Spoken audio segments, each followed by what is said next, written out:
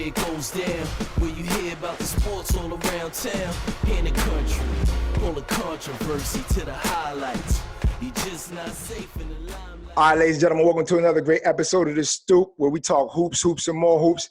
I'm TJ, and listen, I want to say a special thank you to our connected new eras. We got this Stoop merch coming on real soon, so make sure you DM us, log on now, make sure you want to get some too. All right, cool. Gotta say what's up to my player partner in crime, co-founder, co-host, Kev P. Kev P, talk to the people, sir.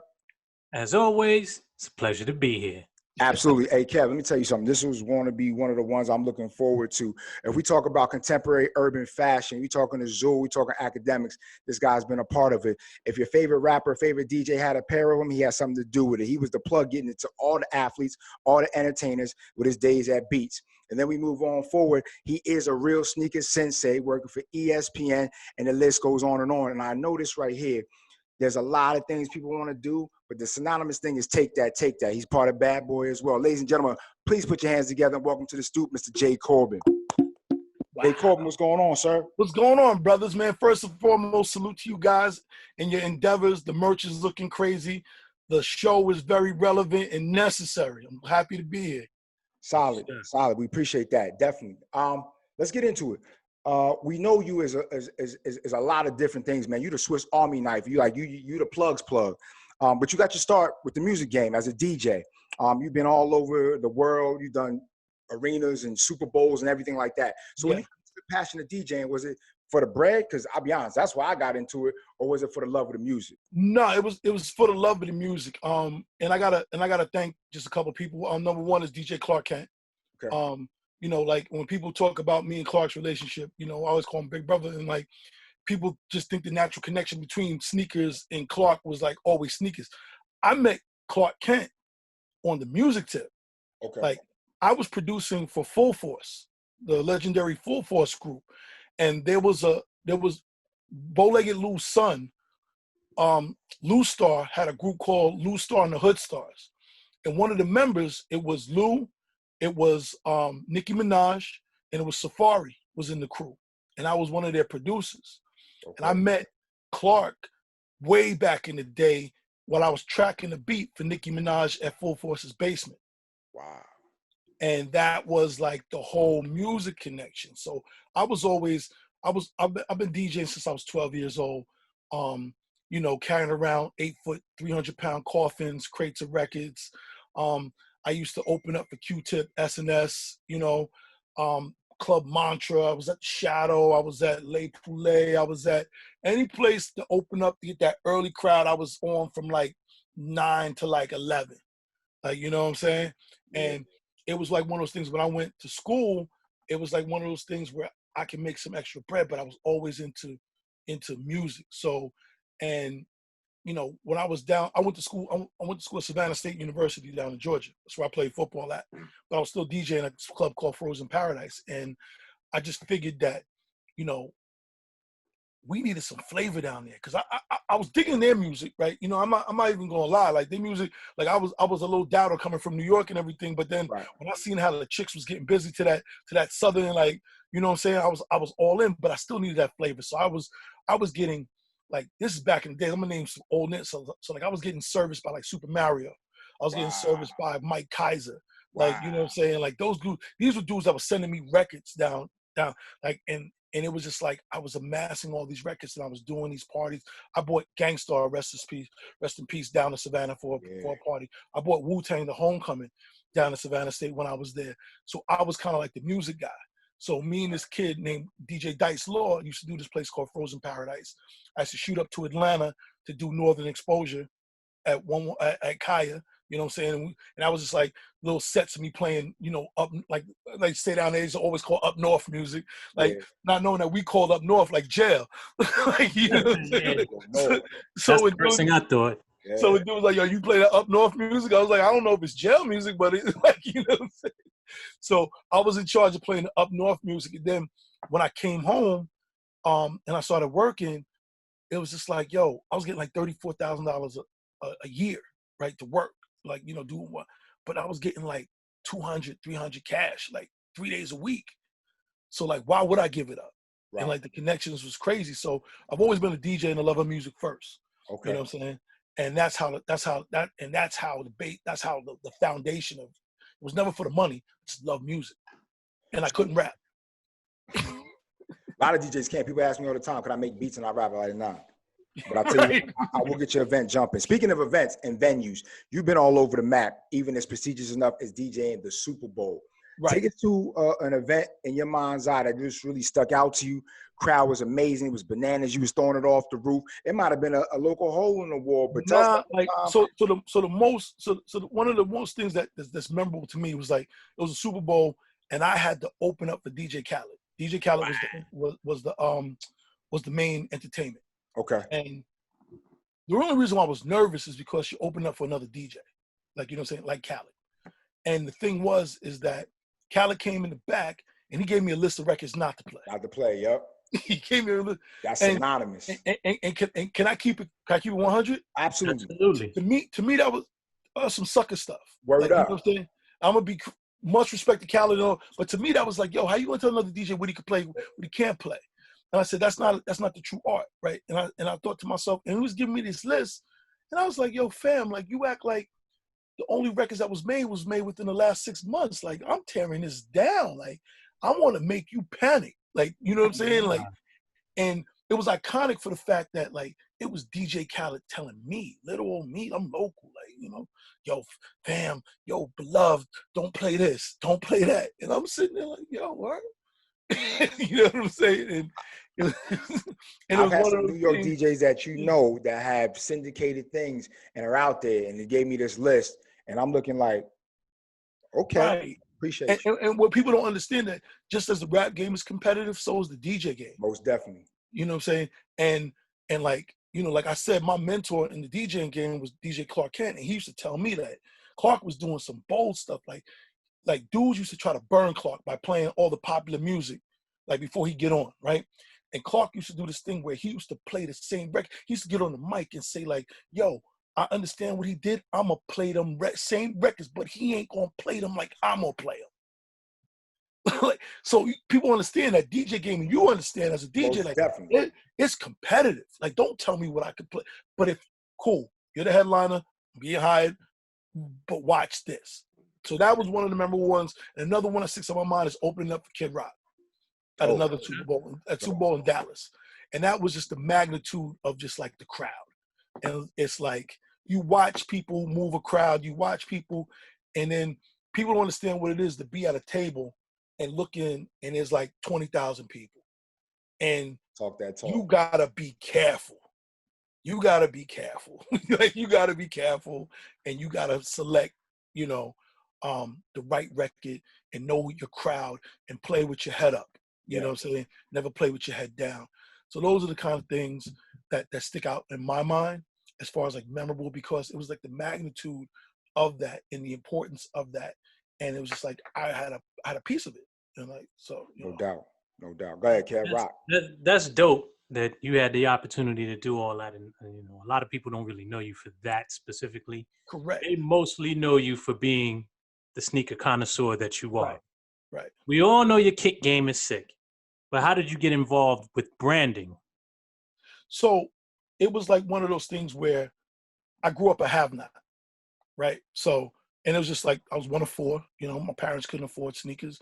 And I used to always like look at the sneakers I wanted, look at the sneakers I like. And I always said, if I had a job, once I get a job, I'm gonna buy sneakers. So I just started buying, and I was copping sneakers, and I wasn't copping sneakers just to cop them, because I actually had a passion. I felt like I grew up in the 90s basketball, and I felt that was the best era for sneakers, because every sneaker told a story. And every sneaker had somebody that wore the sneaker that was very, very influential. And like, it told stories, and I loved the storytelling of the sneaker. And if I didn't like it, I wouldn't buy it. Like, you know what I'm saying? I wear size 13, and Yeezys don't look right on my feet. I do not own a pair of Yeezys. So like, I cop stuff that was like, you know, I was heavy Air Max 95, Air Force One. Like, you know, Air Force One was like my favorite sneaker. Air Force One and Jordan 3 was my favorite sneakers. They were all iconic. 88, I couldn't afford no sneakers. I couldn't afford 3s in 88, but because it was such silhouette, you know what I'm saying? And it was just like, and I just kept on buying. And then when I started, you know, making a little bit of money, I lived in Harlem, and I used to go to my girl Rose at Goliath, and Rose used to hold me down. I'm talking like hold me down, and I used to just keep on, you know, collecting, and it just came collected. But then when I got to ESPN and they appointed me lifestyle editor, I was able to turn my passion into a career. Like my job at ESPN was to write about athletes off the court and give opinions about sneakers. And it was something that I studied all my life. It wasn't something that I went to school for and I had to study. It was something I lived. So like, you know, there's that stuff, like when you live it, it comes natural. It's I different. never went to school. I never went to school for journalism. Never went to school to write. What they found about me at ESPN was just like, I wrote from the culture, from the voice of the culture. So I looked at the dudes like Scoop Jackson. You know what I'm saying? Like Scoop Jackson was like my dude. Like I used to kick it with Scoop and ask him questions. Chris Broussard, right? I used to ask them, and these are the forefathers of black journalism, right? You know, and I used to talk to Scoop all the time, and like, bless Scoop. Scoop used to always take time to talk to me, and he was just like, you just tell her, because I was like, I'm up to people that got degrees in journalism. I don't have a degree in marketing, but I'm writing from the culture because I live that culture. You know what I'm saying? I live that sneaker culture. I'm copping 5-6 pairs of sneakers a week. I'm looking at inside the NBA, you know what I'm saying, NBA stuff with Ahmad Rashad. I know who's with, I know, and my collection I got Reeboks, I got Adidas, I got, like when I grew up, like Jordan wasn't even the hottest brand. Like if you was at the park and you had a pair of Reebok black tops or you had a Ponies, like I told some dude like, yo, Ponies is like product of New York. He was like, that's what it mean? I'm like, fam, really? You ain't know that Pony was product of New York? Like, you know what I'm saying? Like I was on Ewing's when they were being made by Phoenix. Like, you know what I'm saying? I was on N1 when my man Set Free was down there sending me Tai Chi mids. Like, you know, I had the Vince chrome Carter's, that's the Tai Chi's. Yeah, I had the chrome Dadas, but Chris Webber joints. Ooh. Like, you feel me? So I was in that culture. You know, I was in that culture. And when I used to write, it came from that culture, so it came off authentic. I launched ESPN's first footwear podcast that was doing ratings better than some of the academic podcasts that they had, because I was reaching a new crowd. I was making them younger. You know what I'm saying? Because sneakers was on the horizon, but to the suits upstairs, they never got it. Gotcha. Really got it. So really quick, I want to elaborate on that because you talk about being within the culture and bringing it to brands and giving them something that basically they had been missing out on. Right. And I know you worked at Heineken for a little bit. They never really embraced the culture as far as TV ads, as I remember. We would always be at barbecues. Everybody got a Heineken, and that was kind of like it if you had that. You were a brand coordinator for them for years, and then shortly after your tenure there, they did a Super Bowl commercial with Jay-Z. Right. Leading up to that, how concerted of an effort was there to reach out to a different demographic?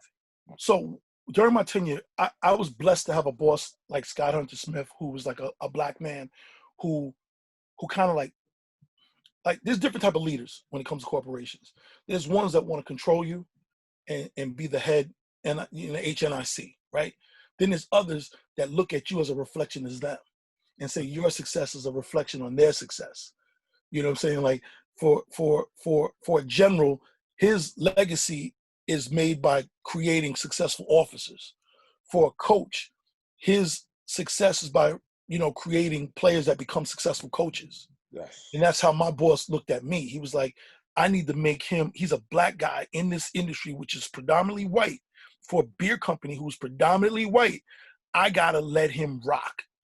And he gave me the bandwidth and the air cover, which is important, meaning that give me the bandwidth, but also cover me. And I had two bosses like that to start a imprint called Red Star Records, right?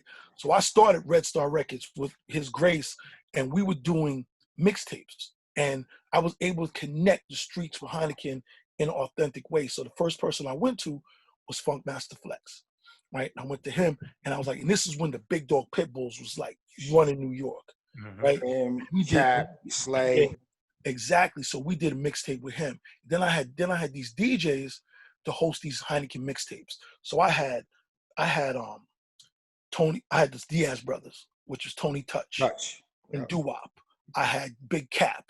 I had DJ Kaori.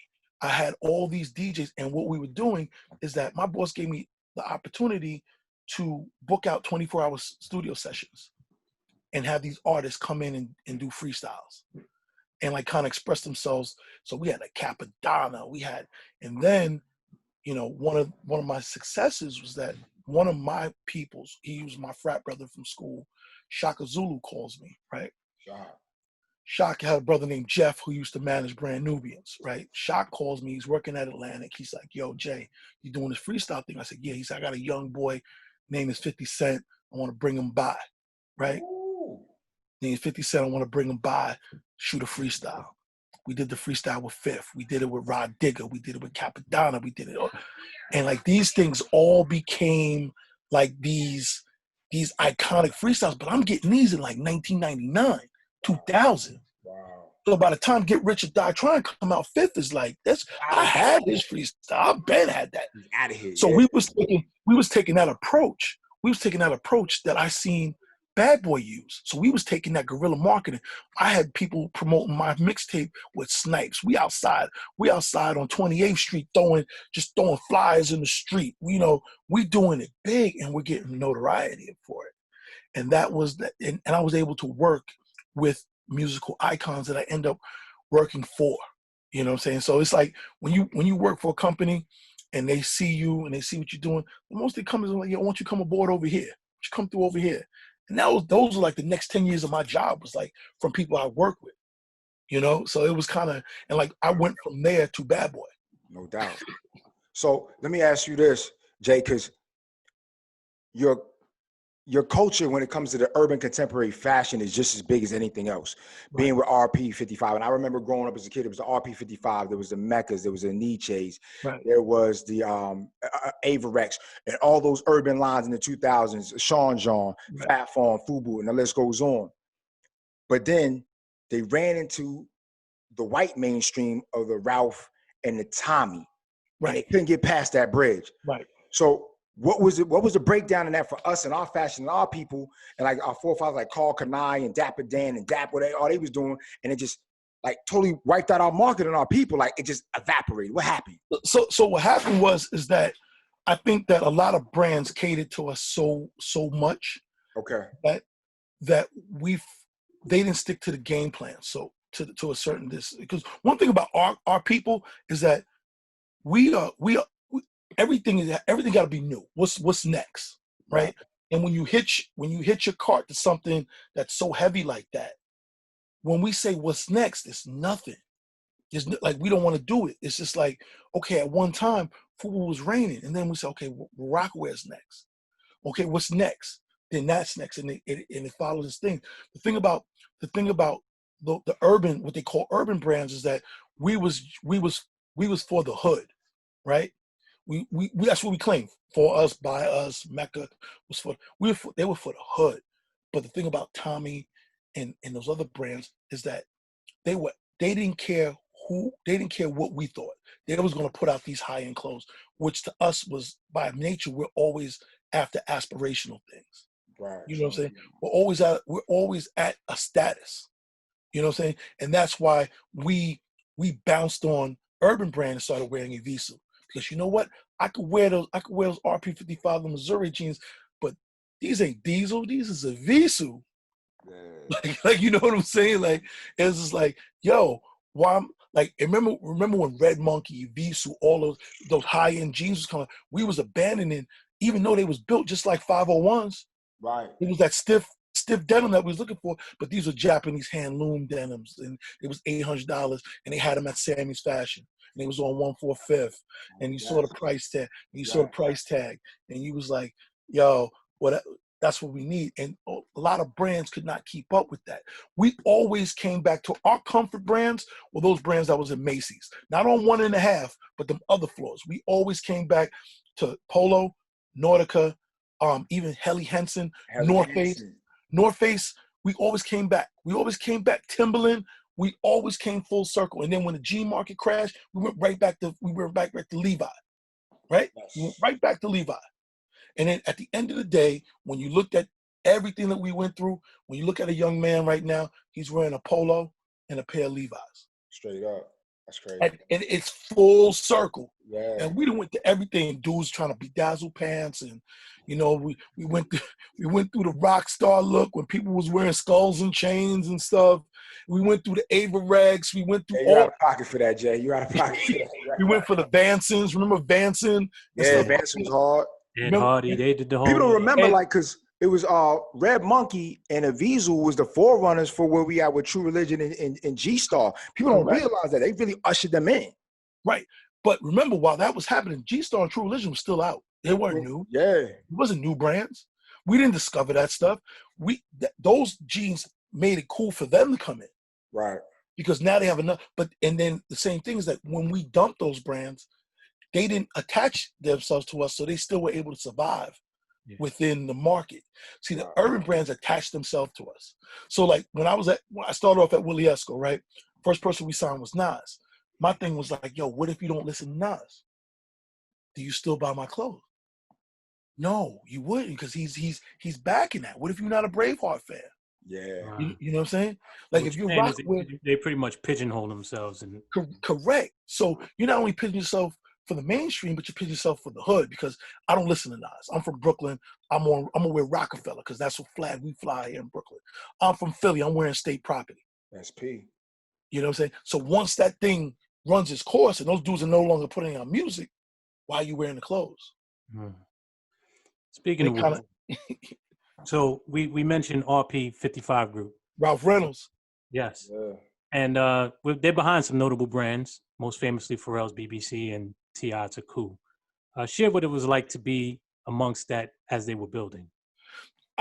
Those guys had it figured out, because they were a brand that changed with the times.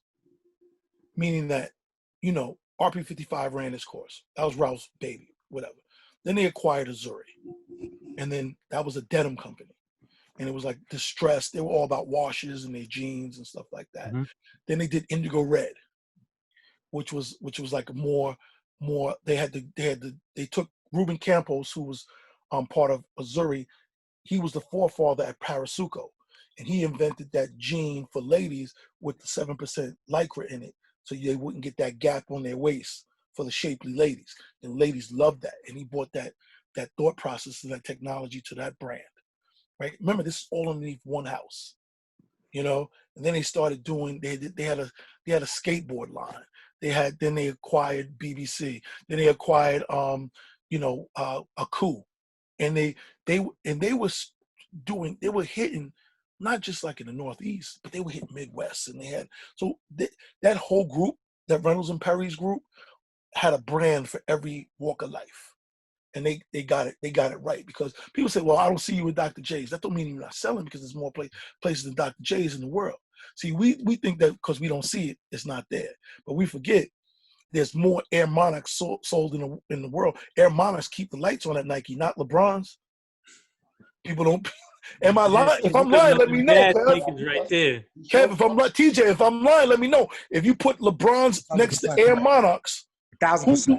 1,000% more business. No doubt. No doubt. Right. So we always tend to look at the hype and not look at the facts. And those are the things that made them successful and made them be able to maneuver within the times, because they were just like, okay, nobody's wearing the embellished jeans no more. We're just going to go to washes. Once washes came out, people were like, we're going to go to fit. You know, and then they had everything, and they controlled a lot of. They used to have RP55 Group used to have factories in Virginia. They didn't buy an office. They bought a facility. They would house at a facility where there was a office out in the park that had like 35, 40 sewing machines where they were putting together T-shirts. Yeah. Wow. Because a lot of money is spent on shipping back and forth from China and Pakistan. So they were like one of the smartest brands, you know, I had. What I didn't understand was that, you know, work in hindsight, is that the people that were making the decisions for the culture wasn't from the culture. And I always had a problem with that. And that I just, you know. Hold on, Jay. Hold on, Jay, because we're going to get to some vultures in a minute. I get a lot of trouble for that. Like, you know. I understand. We're gonna talk around it then. All right, we talk around it. We'll definitely get back to that. But aside from sports, as we've been doing already with yourself, we talked about the culture and everything. but we also know that a lot of these stuff are intertwined. So we have the culture and we have the music as well. And Bad Boy Records, you were a crucial part of its cultivation. You were part of its crucial cultivation, I should Right. say. What was your involvement there at Bad Boy? So at Bad Boy, another frat brother of mine, Sean Prez, brought me into the mix, and that's when Sean was working with. He was in the promotions office with Malcolm Miles. Who else was there? Mel Black was there. Lou Tucker.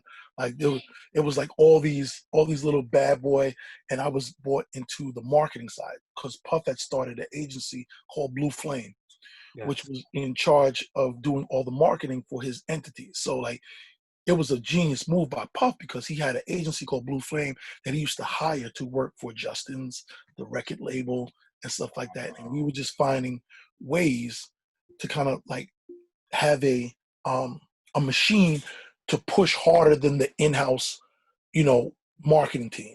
We were a specialized agency within Bad Boys. So I was able to work with like likes of like when I first came in, there was like James Cruz was there, Derek Ferguson was there, and it was like one of the most important times as far as because I was there during that whole J-Lo Shine incident.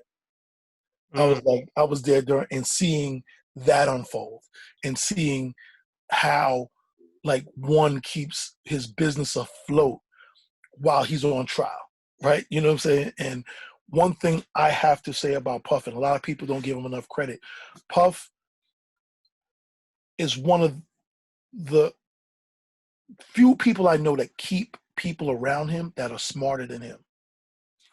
And I say that with all due respect because he has people around him that are on their stuff. You know what I'm saying? That are on the like his people around him are brilliant. He kept people around him that were brilliant, that knew what they were doing, that had good ears, that knew how to run offices, that knew how to, on the outside, it looks like he's the mastermind of all this. But one good thing of leadership I saw him is about the dissemination of power and putting and having, and that whole you're only as strong as the weakest link. And he had strong, like we're in the business, and like I met when I met there, we were the same age, and he was young as Henrock. Henrock was like, if anybody knows about Henrock was in every club in New York City every night back then. Like Henrock, everybody knew Henrock. Everybody knew Henrock. Everybody knew Prez. Everybody knew Rome. They knew those key figures in their promotion. They knew June Balloon.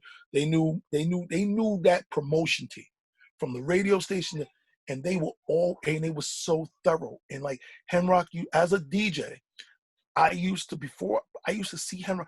Henrock used to hand me records, and y'all remember, TJ, remember the white label records, the white label, the promotional homies. Yeah, Henrock used to hand them to the DJ booth, and he used to sit back like this and wait. And they used to feel you in the club, Jay. They sit there. And look at you in your face. Right. So Kev, I'm looking out to the crowd, and your man's like this. Word.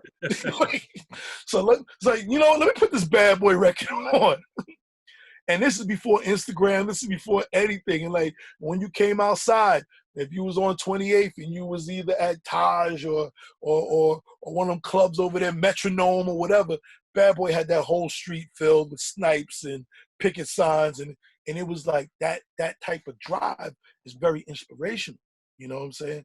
And so I was able to be a part of that, but I just felt like the music industry, seeing like what it was made of and what it's comprised of, and because remember I had an authentic love for music, and seeing the stuff that goes on within the walls, I just felt it wasn't for me. Like I can't do this because I'm watching dudes sign their lives away, get jerked.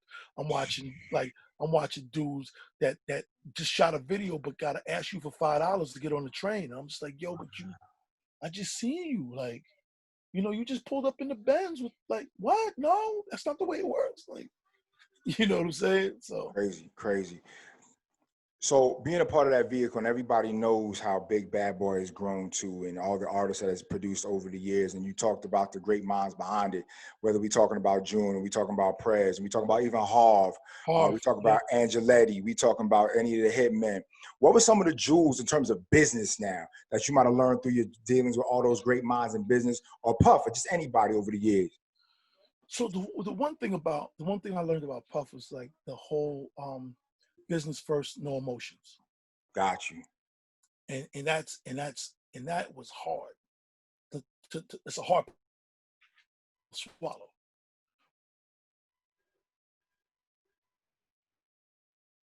Emotions. You know what I'm saying? Like you're messing with people's lives, and you're telling people at meetings like, yo, this song is not gonna make a hit. You got to tell them that this song is not going to do it. This song is not going to do it. You're not going to like, and we got to put your joint on the shut. Like, see your project? We put it right here. Go back to the studio. Crazy. And you watching people, and when you think about it, like, we all think like, yo, that's cold.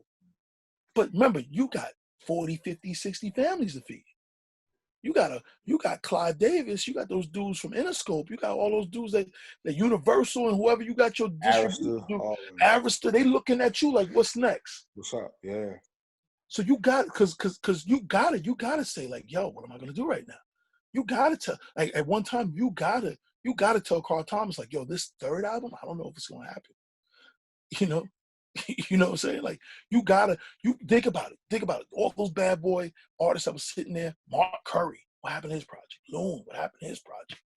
Black Rob, what happened to his project? G-Dep, what happened to their projects? You know what I'm saying? Cherry Dennis. She had a banger too. I love you. It was crazy. She had that banger with Jim Jones. I thought she was off.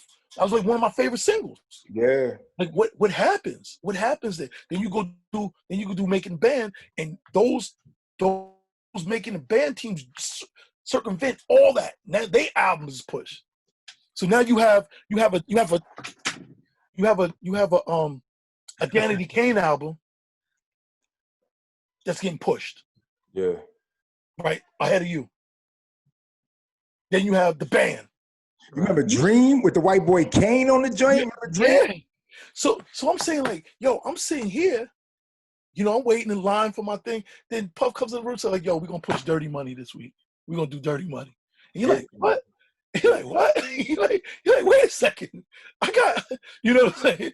And then you got the people that were signed. Like then when he signed all the people from Danny King, the individuals, then he signed Day 26. What happened to Mark Curry? What happened? Like, it's a business. Because he's not gonna go broke.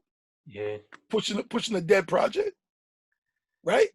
He understands where it needs to go. If nothing else, he can stay with that one thing, and like I said, by no means was I, because at my level there, I watched Puff from a distance, and it was better that you did that.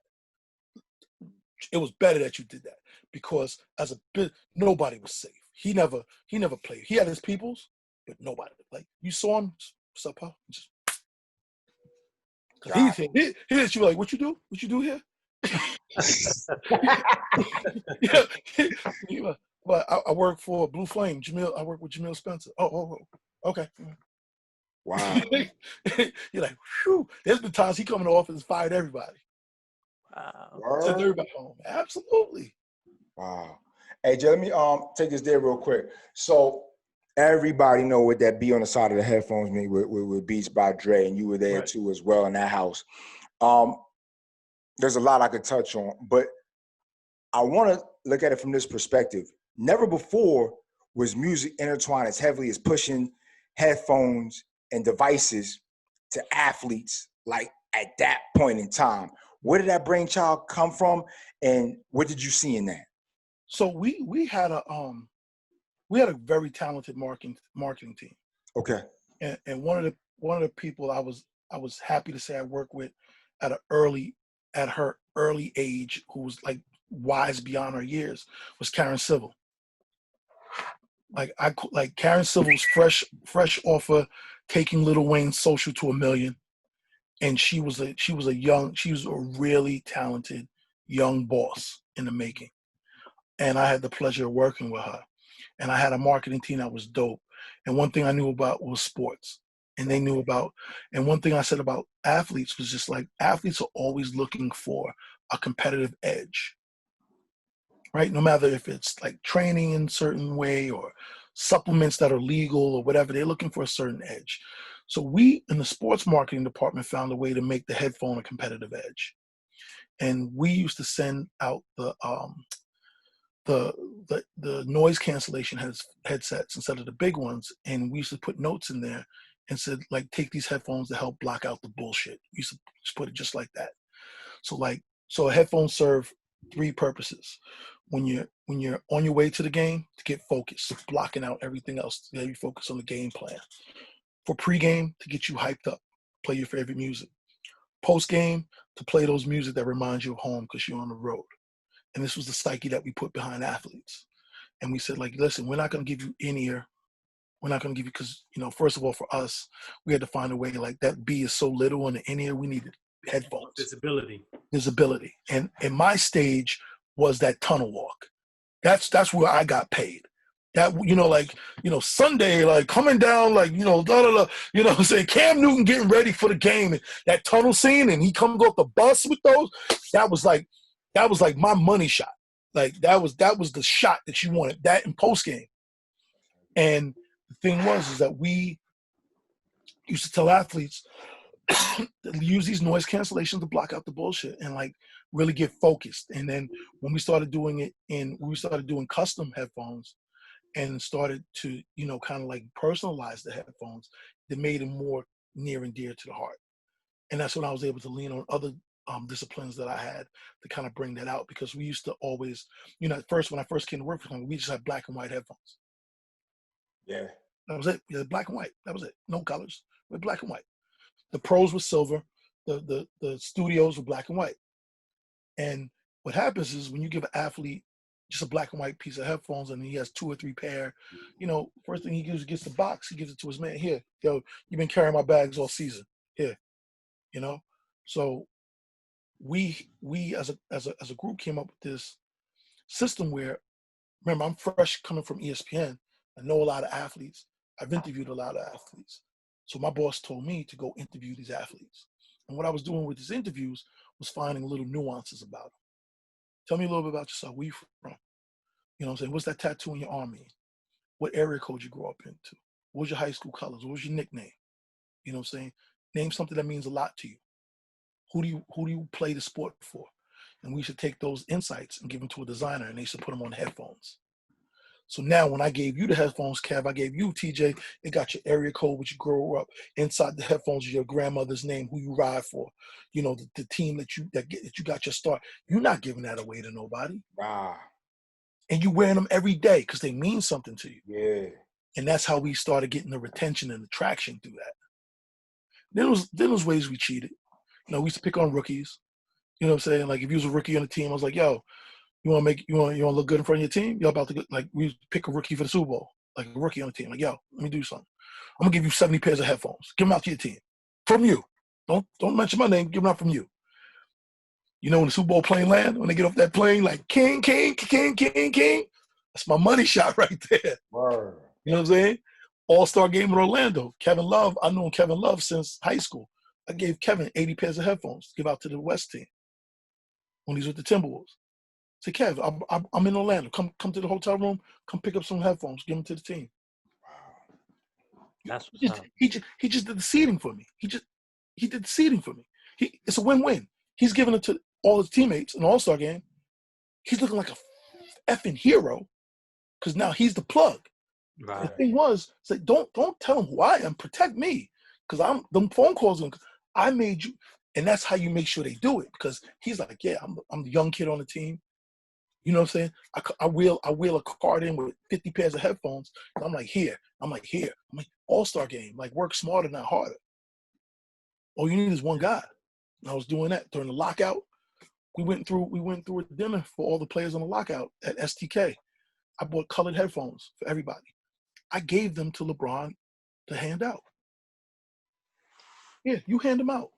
So the whole thing was like, people was like, oh, but you're behind it. No. You gotta work smarter. Like, my job is when them pitches come out, you feel me? My job is when pictures come out, I'm doing my job. I don't got to be in the front, in the spotlight. Those guys are superstars. Let them shine. This is a gift from LeBron to you guys, right? But you reap the benefits of it all. Yeah, because at the time I get paid when them pictures come out, because they know who it came from. No doubt. You know, I was friends with Wayne Pinkney from Nike. Yes. And Wayne threw a dinner for the Knicks at Bait. It's like this high-end seafood place in New York City. He threw it for the Knicks. I showed up with 25, 30 pairs of orange headphones. I said, Wayne, here, take these. Put them at every seat. Yeah. I sat down. He said, Jay, he said, at least I got to invite you to the dinner. Right? I'm like, cool. You know what I'm saying? I'm at the dinner. Next thing I know, Wayne's like, come take a picture. Maury Stoudemire, medals right there. Jeremy Lin. And I'm sitting in the middle and I'm just like, yo, like I would never meet these dudes if it wasn't for this. And then Amari was like, yo, I'm feeling the brand. Come to the crib. Went to his crib. We up there playing spades now. Now I'm designing customs for him. Like, you get what I'm saying? It's just like one of those things. It's just like, you know, sometimes people get caught up in always being seen. And I never got into that, because with being seen comes a lot of responsibility. A lot of people that you have to kind of like be accountable to. Not as the expectation of keeping up with everything. Correct. And I was like one of those dudes, those who knew what I did. And that was the most important to me. Like I wasn't in it for the clout. Like, as long as Johnny Nunez knew who I was, I'm good. Like, you know, really quick, your time at ESPN and athletes and everything, but you were part of ESPN Rise, where it was largely created to encourage and recognize younger athletes, providing them with resources and so on. Yeah. It changed to ESPN High School in 2011. Yeah. And then I believe like a year later, it was discontinued. Yeah. As the worldwide leader in sports, is ESPN currently working on some platform to provide more services and coverage to these up-and-coming athletes? ESPN is the worldwide leader of sports, and I'm trying to frame it the right way so you can understand. They're in big business. Absolutely. They're big business. At Rise, we were more local. We used to do like 13 to 20 issues a month of localized sports. Mm-hmm. ESPN doesn't have the bandwidth to be such a micro reporter. So if it wasn't big, they don't have enough tentacles to cover that. So they weren't built infrastructurally to do that. So they took stuff that we created the Elite 24. That's when we took the top 24 kids in the nation and brought them to Rucker Park and put them against each other. Mm-hmm. No matter what your grade was or your affiliation was, right? And I've seen some of the most dynamic players in the world. Like, I've seen Lance Stevenson give grown men like problems in high school. I've seen Brandon Jennings give grown men problems in high school. I've seen some of the best Quinn Cook played in our game, who's now with the Lakers right now. I've seen him. We've had Kyrie Irving. We've had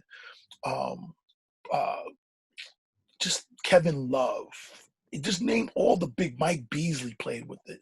Like, all the big names that we had came through that. When ESPN got involved, they wanted to put it on television.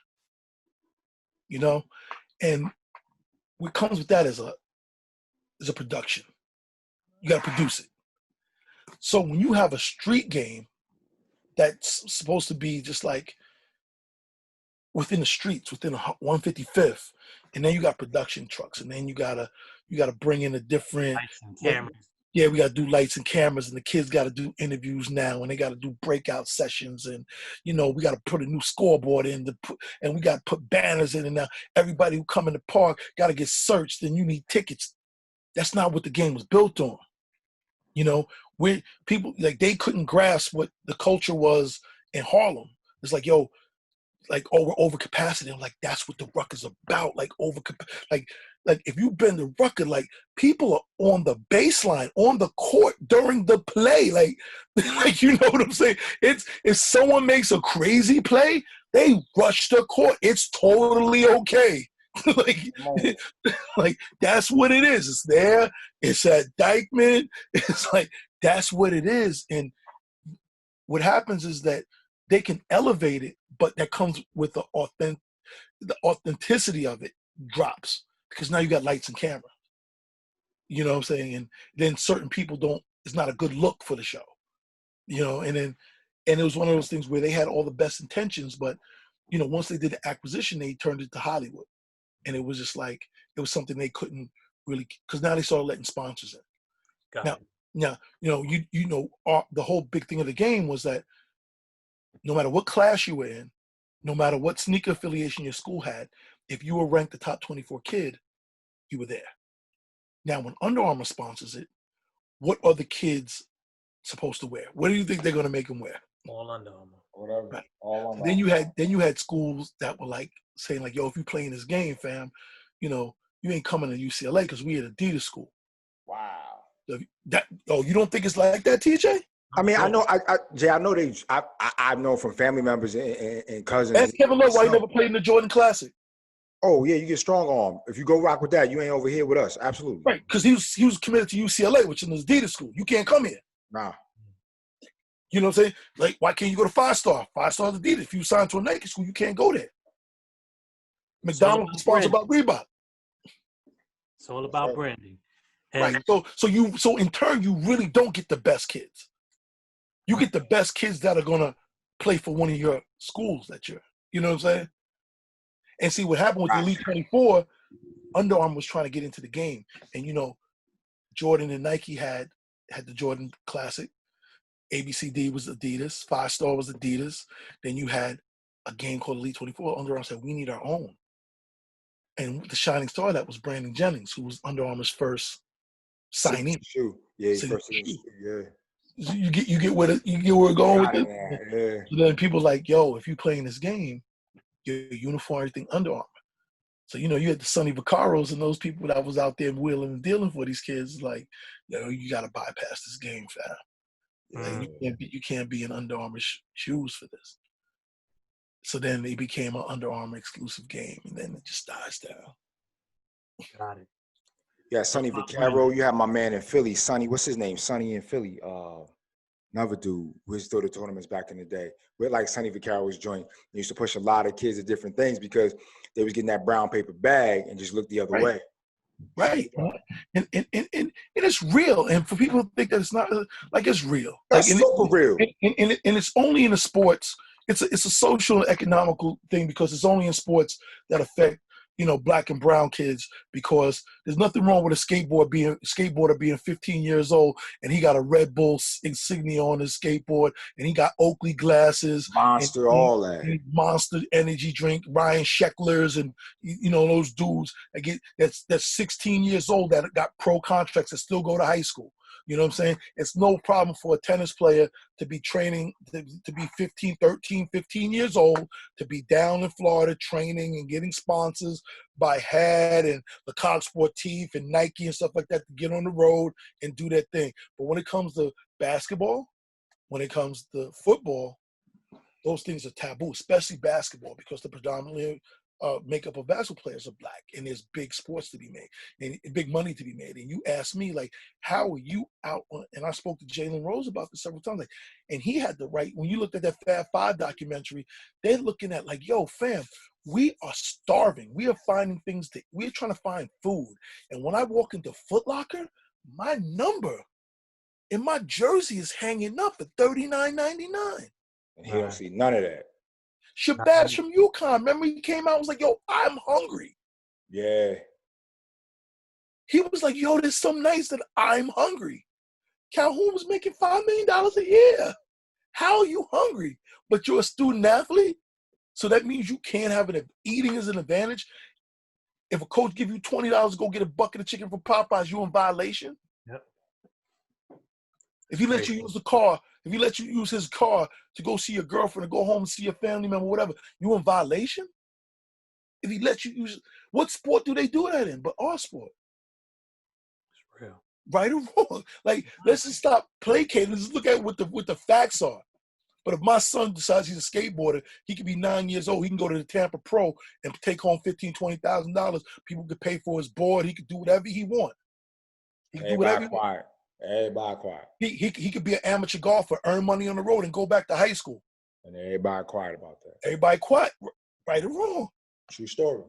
So it's not by accident that system is in place. It just is what it is.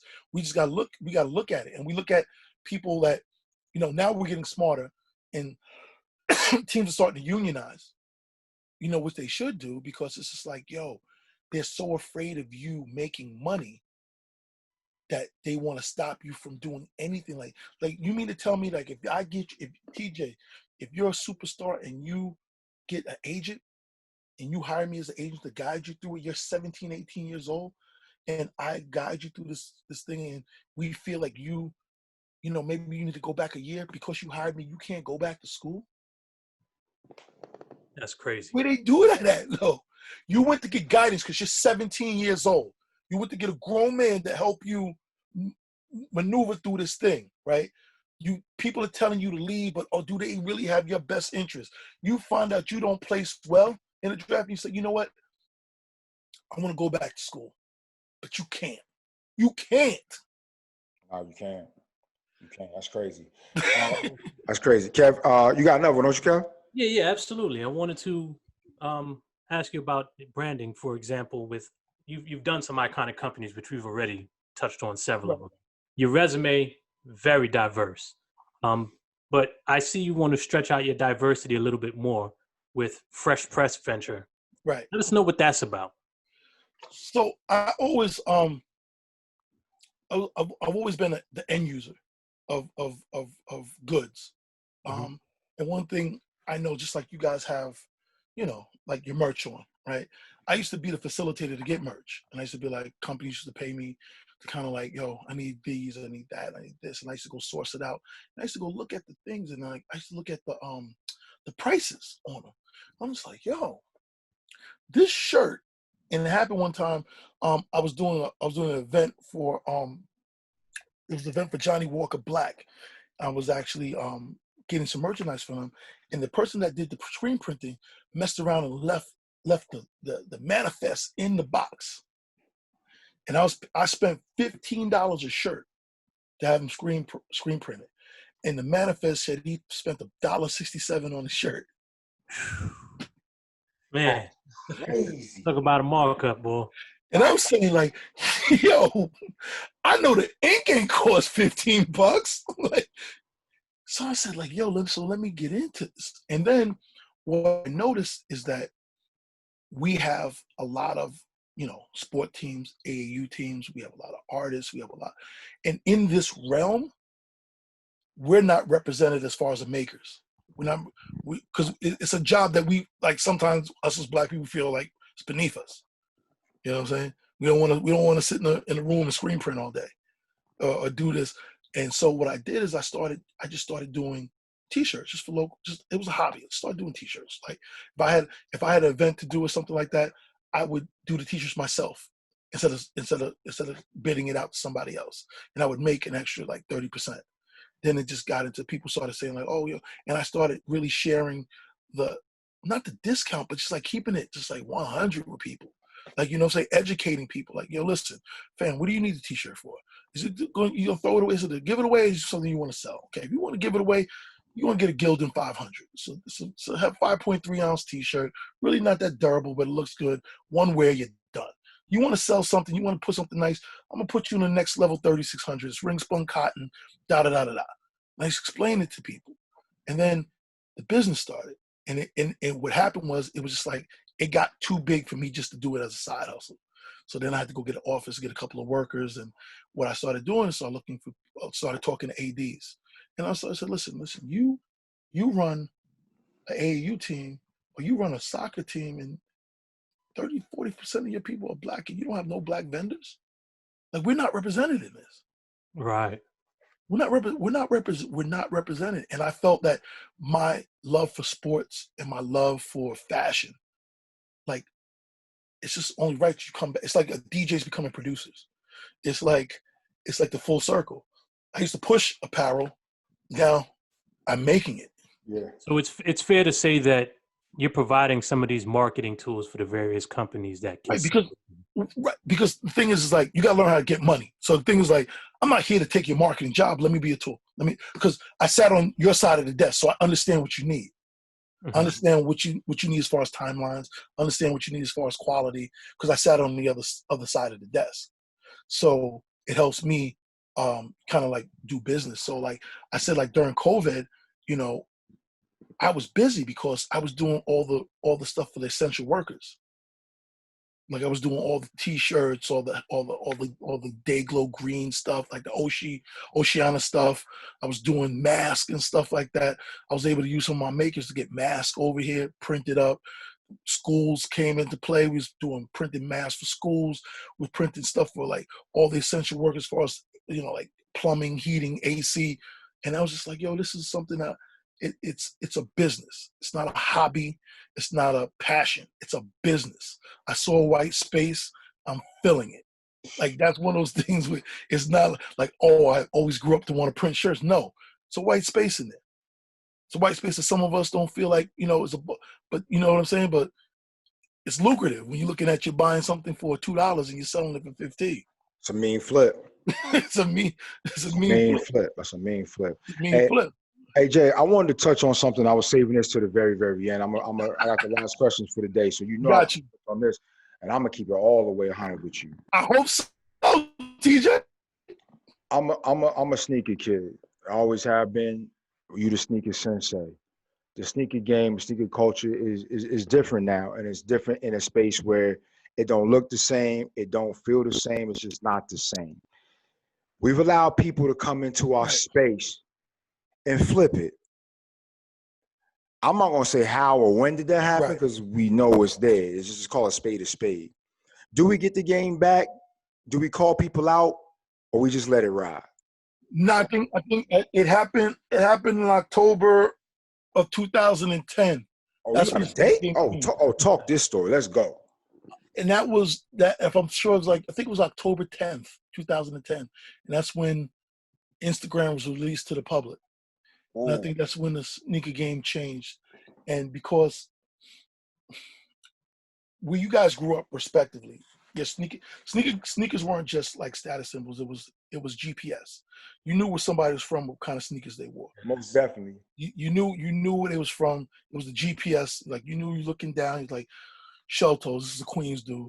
Like, you know what I'm saying? Pumas, he's a Brooklyn dude. Uptowns, you know, he's a Harlem dude. That's what like, you know what I'm saying? So on and so forth. There were certain little things that you knew. Also, sneakers was a status symbol as far as like, if he's wearing them sneakers, then obviously he got hands. Or he's earned the right to wear those sneakers. Or he got a little bread. No, he got a little bread. Like, you know what I'm saying? And because so it just goes back to the whole thing. Sneakers tell a story, right? About you and what you represent. What Instagram did was take people that weren't cool and they were able to make these false personalities that said they were cool. And they were really herbs. They were really like they would be food any other day. They wasn't thorough. No, but because they had Yeezys and stuff like that, people looked up to them. You know what I'm saying? People looked up. They were like, "Oh, he got Yeezys. Oh, he's so great." And what happens? You started building these personalities that were over the internet. And what happened is that now 1 million people out there that said like, yo, you know, I'm kind of nerdy. I'm 5'5". I really ain't got no flavor. But if I buy a pair of Yeezys, I'll get 13, 14 likes a day. So let me buy those sneakers. And then that demand caused the sneaker industry to overproduce. Even though they thought they was limited, it was overproducing because they were playing off of that. Like, you know what I'm saying? Like and then the culture changed because we grew up in a culture that if me and TJ or me and Kev came into a party and Kev had the same sneakers on me, one of us got to go home. Somebody got leave. Or you out of here. You know what I'm saying? You know, respectively. If Kev is my man, he was there first, I'm going back to the crib. But now we changed to the culture where we all put our feet in a circle and take a picture. Where they do that at?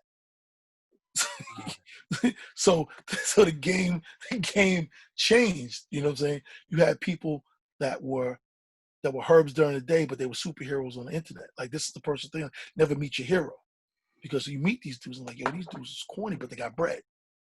And then you had kids from suburbia that was trying to get into this. And like I said, like there were certain people that said they was in the sneaker game, but I didn't see them when the sneaker game was dangerous. Like I said, you wasn't outside. Yeah, you wasn't outside. Like you wasn't outside. Right. Like when them sticker boys was outside, like, you know what I'm saying, they was waiting, like you wasn't there. You got yours on the internet. I And there's was nothing listening, wrong. Jay, real quick. When I got my starter with the fur on the back, Chicago Bulls, my mother said, if you go to your aunt's house in the Bronx and you put that coat on, be prepared to run. And she was right. Right. So Ran back to the train. and I said it turned the sneakers into a game. I am happy that it gave some young people the opportunity to be young businessmen and to like do the whole buy sell trade. I'm not mad at that. What I was mad at is that the older guys that were kind of using the game to be relevant and like really like teasing, not teasing, but like looking for the approval of 15-year-olds. You know what I'm saying? And that was kind of whack to me. Like instead of teaching these kids what the deal was, and these kids go up with the sneaker culture and have no education on the sneakers. They don't know what they're wearing. They don't know the significance of what they're wearing. And it makes the companies very irresponsible. If you look at irresponsibility, we got to talk about Nike and their irresponsibility around Black History Month and irresponsible things they do during Black History Month. Talk about it. You got to look at what they did with the new Puerto Rican Day Parade sneakers, where they put the flag backwards and nobody was there to fact check that. Like, you know, that's disrespectful to put a country's flag backwards. You know, Black History Month, why does it always have to be kente cloth, red, black, and green? There's more to our history than that. But the people that are creating those sneakers don't come from our history. So what you expect? You get what I'm saying? But nobody's going to check these people on. They be moving them BHMs though, bro. Them BHMs Yeah. move every season, every year. Right, because nobody, like, they don't understand that we control the market, but people rather be sheep. You know what I'm saying? Because if you wearing it, I'm aware. But if one day we said like, yo, you know what? These is whack. I'm not buying these. They got to drop the prices. I've never seen, like, my thing is like, when it comes to us, it's like Black History Month. It's like, yo, you got nothing else to do but put kente cloth on it or a green, black, and red flag on it. Like, you got to have an ode to like the old. Yeah, but I'm saying like, yo, we deeper than that. Like, there's people that make modern Black history. Yeah. Why don't you celebrate somebody that's still alive with your sneak? Or why don't you bring that person in? There's tremendous amount of African-American artists. Hebrew Brantley, bring him in. Brilliant artist out of Chicago. Bring him in. Have him sit down. We don't hold the companies responsible because they're allowed to make decisions without passing the gatekeepers. And that's where the sneaker industry kind of went into a whirlwind. Jay, speaking of whirlwind, let me ask you this though. What was your sentiments on, and it's not really as big as it was, maybe 2018 might have been the peak. We talking the raffle, we talking the tickets, all that, because guys as me is a little older, I'm not getting no sleeping bag. I never had to do that. I went to the Ave, I either went to GB's, I went to the Coliseum. The 165th, yeah, Coliseum, Gertz. Yeah, I wasn't doing all that. I was going to VIM. I was doing all Right. that. I'm Models on Long Island, my cousins and them. I'm not doing that. So give me your thoughts about the raffle ticket game. So what happened is another thing about the sheep, because we was always our generation was into discovery. Word. You know, we never had a drop. We never had a drop calendar. Word. We used to walk into and be like, you know, call your man's name, whatever. Like, yo, what came in? He's like, yo, I got the Michael Changs. I got this. These new Bo Jacksons came in. And you was like, all right, cool. And you'd be like, yo, I'm going to come back Wednesday to get them. And they was there. Like, you know, we wasn't, but the anticipation to be cool, these companies, and the thing was like, they got to own it. They cause this mass, like, it's called FOMO. It's called the fear of missing out. They do that. Like, you don't think it's irresponsible for Nike to know that a store has 700 kids lined up outside and they only delivered 100 pairs of sneakers? What do you think is going to happen? Oh, that's Team Melee all day. What do you think is going to happen? They knew that going into it, though. But they knew. That's what I'm saying. These guys are worldwide leaders. Like, I seen that happen at Mercer so many times. Fact. I'm seeing 100 kids outside, and I know Voodoo Ray, God bless his soul, Voodoo will be like, yo, you know we only got 30 sneakers in there. You know you got 30 pairs. You know, but they stopped doing quick strikes. Remember true quick strikes? Yeah. You just walk in and they be like, yo, guess what came in today? You're like, oh, let me get a pair. You didn't even know. You didn't know. Remember, there was parity to the sneaker game. Like, you was cool if you had a pair of Diodora, if you had a pair of Lisi, you had a pair, you know, you could go around the spectrum. You know what I'm saying? But kids are afraid to say what's hot. Like, I went up to a kid, I said, like, yo, you wearing all these Yeezys? I said, best Adidas to me is the top 10. Most Like, you definitely. can't go wrong. Adidas top 10 is so fire. Like, it's like, oh man, I said, like, you don't even know what Boost is. You don't know what that is. None of that. Boost technology and all I that. was just like, yo, we come from a culture where Air Force Ones was just like you could not let a New York summer go by unless you had a pair of white on whites. Or some So, Depending where you're from, you couldn't Smiths on do the mids. campus. Where I was from, you can't do mids. You got to do highs or lows, and no jewel checks. You couldn't do the checks with the jewels on. Yeah, no, we didn't do that. We didn't do that. But you know, but what I'm saying is that that's what made the sneaker game so hot, because it was discovery. Like there was places that you can go in Queens, they had a certain, like GB's had a certain type of, but then you go to Juman in the Bronx, he had a certain colorway or whatever. Then you go down to Fulton Street in Brooklyn, and that was what the sneaker community was about. You know what I'm saying? It was about that. It was about getting a pair of Gary Payton gloves and getting a pair of Dennis Air Derwins for Rodman, and get Air Raids for Tim Hardaway. Word. Black tops for the black tops by D Brown and D Brown, the pump the joints. Omni I remember I got mine at the Pump. Coliseum. I was with it. I was super hoodie. Right. What? You got the Air Flight 89s. I was like, the legacy in their card is so long. There's so many fly sneakers, but to this day we're all counting on one. We're all counting on one. Like, you gotta get a pair of LeBrons. You can get LeBrons. You gotta get, like, I remember not even 7 years ago, and you guys could tell, nobody touched the Air Jordan 1. 7 years ago, nobody wanted the Air Jordan 1. Nah, not at all. Nobody wanted to touch an Air Jordan 1. Not at all. Now you can't catch one. You can't catch a break. And for us, I'm just like, I'm not about to battle no 16-year-old with a bot, and he got 7 screens open, and he don't even got a love for the game. All he want to do is cop at 110 so he could sell for 250. Yeah, like, that's crazy to me. And it's so contradictory. It's so contradictory. I'm just like, yo, you mean to tell me the sneaker game says we don't rock Air Jordan 1 lows, right? We don't do that. Sneaker game will let Air Jordan lows go, but you gonna sell out dunk lows? Like, what's the like? You get what I'm saying? Like, either you like the shoe or you don't like the shoe.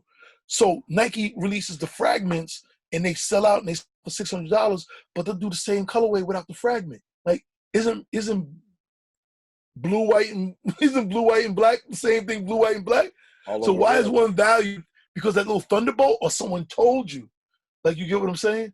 Like, someone, if you're familiar with sneakers, someone told me I bought a pair of 2.0s, the Jordan 1 2.0s, right. And someone said, like, oh, these right here. I'll just reach out.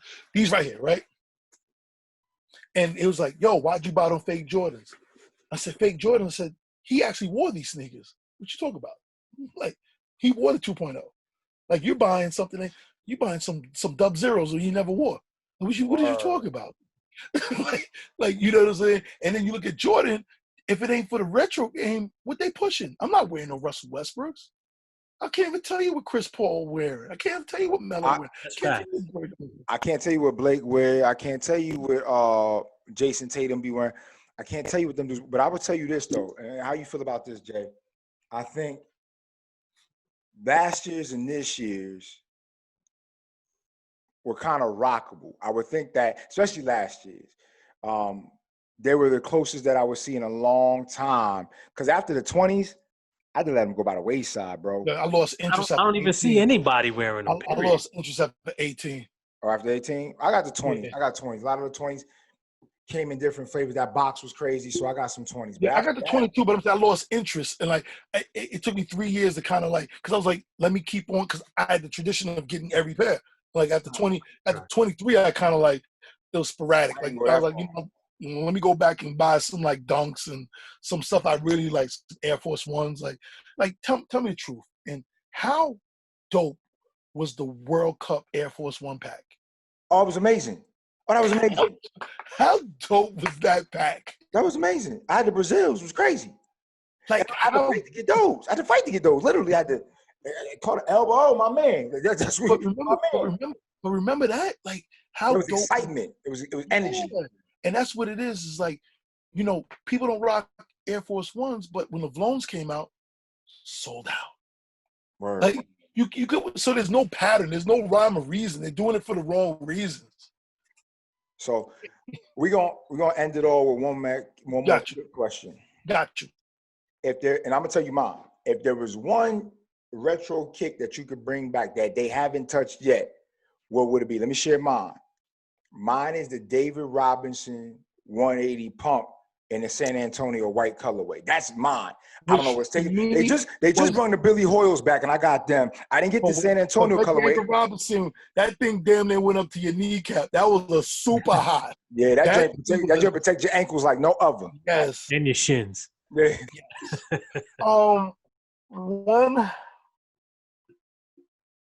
Man, you got this man thinking out here. Yeah, Air Unlimited. Air Unlimited. Air Unlimited. Okay. Air Unlimited came back yet? Not as a retro. It came as a Paris exclusive. Okay. Air Unlimited was something special though. I'd have to say that. And those, I don't know. Did they do the Mark Jackson pumps again? I don't know. With the pump on the back? Yeah, they did those. They're like the Air Revolution with the pack on the back. Yes, they did. Yeah. Okay. Then the manual pump. They came back out. That was one of those sneakers that was iconic from just watching. Like, first of all, it had no laces. It had the cross straps. It was had the strap, had the ankle strap and the two cross straps. It was just a gorgeous shoe. Yeah. Like, but yeah, like the David Robinsons, like they were high. Those things was tough though. Speaking of which, he just didn't have the personality.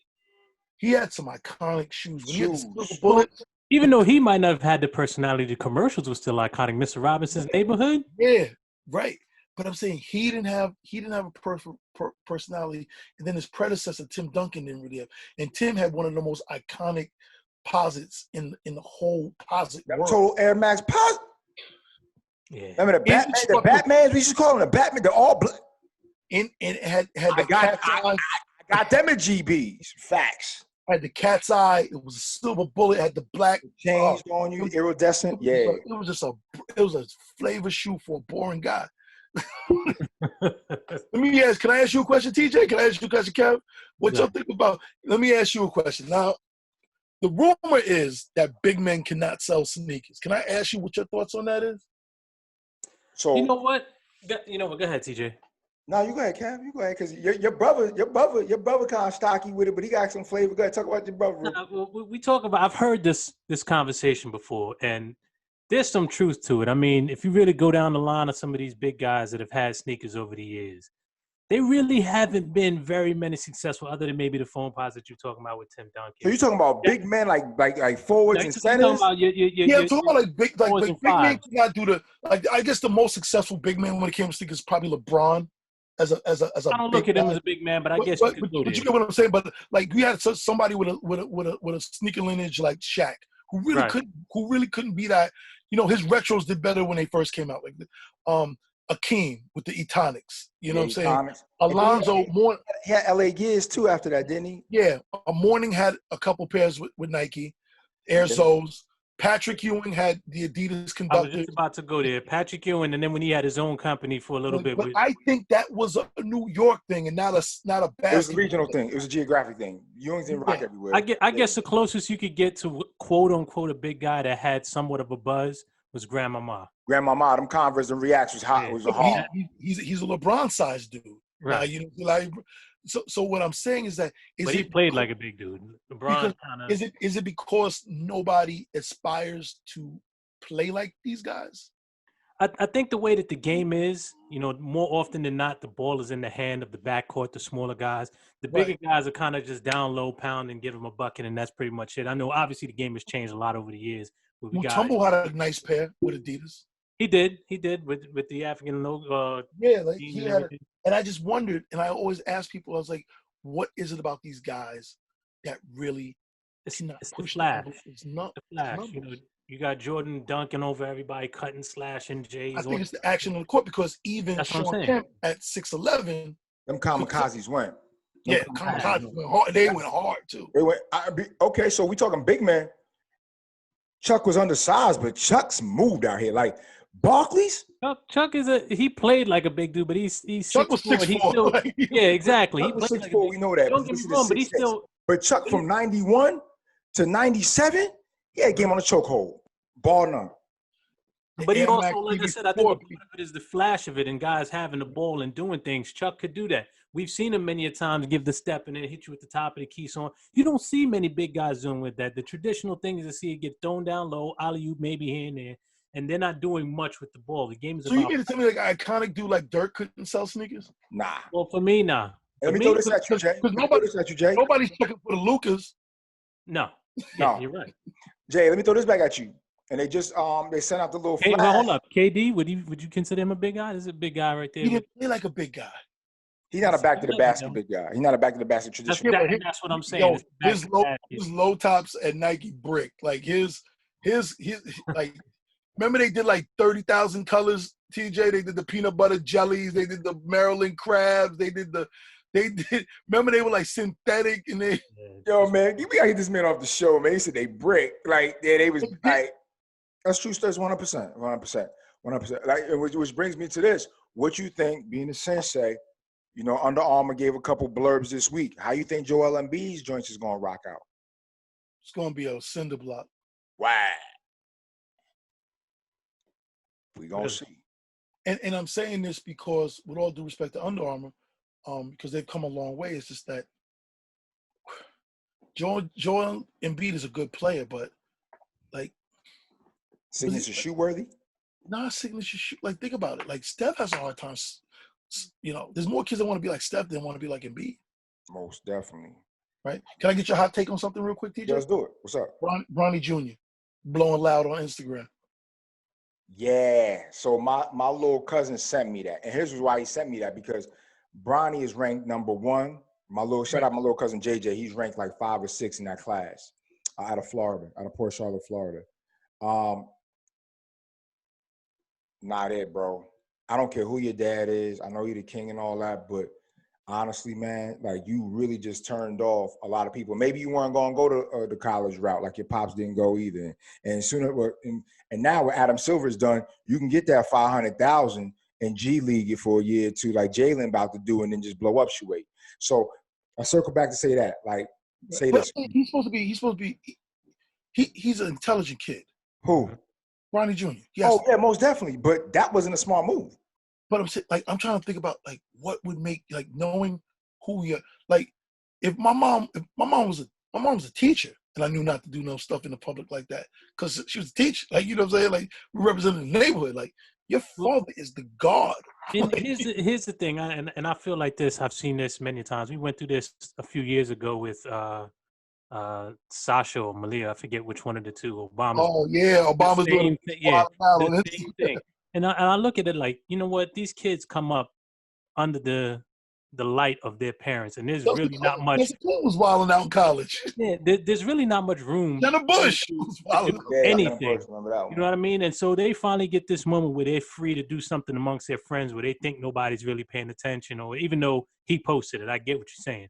But, you know, they deserve to be teenagers just like you and I. Was that a cry for help? Was that an outcry, you think? Was that a cry? Like, I don't know if it's a cry for help. It's just, you know, I just want to be free for this moment. Like, let me do me. I'm tired of, because listen, Bron, as wonderful as he is, he spent 17, 18 years balling, and he was famous in high school. So we're probably talking about 20 years worth of virtually flawless representation. Like, he has not had a misstep, which is incredible as it is. Right. He's up there with Derek Jeter status. Dare I say the Hummer out of high school? Don't forget. They combed that over like Jeff Van. Right, they definitely did. What I'm making is he really hasn't had anything of significance. Delonte and his that on top of his son as well. His moms. You want me to keep going? Well, hold on. Delonte's moms. That's not Delonte him. and his moms. We the Stoop. We keep it. What we doing? We keep it on 1,000 out here. That's not Bron. Bron wasn't no ISO clean type dude. Like there's things that now more so in the recent future. And then what he just did. Being a crackhead, like. But when he said on his own joint, when he responded back to Maverick saying he the best ever. Listen, man, I'm not even a Bron fan. And But with your father being the face of the NBA, the stance he's taking on Black Lives right now. Not a good look. No, I agree. It's not a good look, but he's a young kid. Mistakes happen. You know, look, move on. Is it damaging? Will his legacy or LeBron's legacy be harmed by that? Not really, no. Bron's legacy, that's not going to affect him. That's not. He may get overlooked by a couple schools now because of it, but he's If also you don't win the still. chip this year, they're gonna blame it on Lil Bronny. He's distracted. Nah, that ain't gonna happen. He might use that, but ain't nobody else gonna say that. I think there's a level to this, and let me give you the example in a parable. The level is Jello can go overseas and steal from the Louis store and you out of UCLA. Brownie gonna smoke that weed, and we just gonna say he a kid being a kid, and he put it on the ground. And the way Bronny hit that, it wasn't his first blunt. No, not at all. So when I seen that, When I seen it, I was like, yo, Bronny been blowing for years.